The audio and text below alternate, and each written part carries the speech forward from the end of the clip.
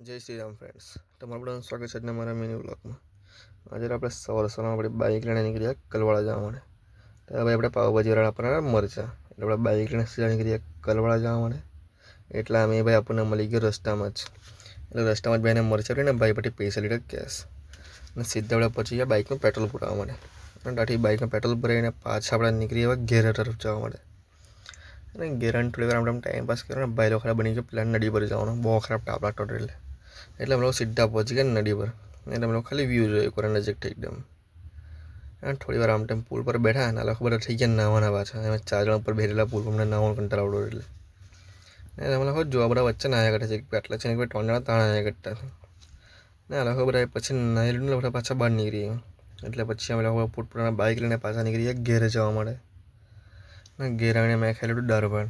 એટલે અમે ફ્લિપકાર્ટ પરથી ફોન આવ્યો કે અમારું પાર્સલ આવી ગયું છે. એટલે આપણે સીધા આપણે બાઇક લઈને નીકળી ગયા પાર્સલ લેવા માટે.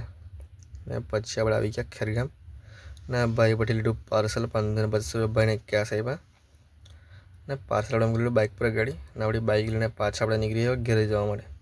અને ઘેર આવીને મેં સૂઈને ઉઠ્યો એટલે આપણે સીધા પહોંચી ગયા ખેતરમાં. કારણ કે આજે 3 ખેતરમાં પાણી મૂકવાનું છે, દૂધીમાં, ભીંડામાં અને ગિલોડીમાં પણ. એટલામાં જો કે ટાંકી પણ ભરાઈ ગઈ છે.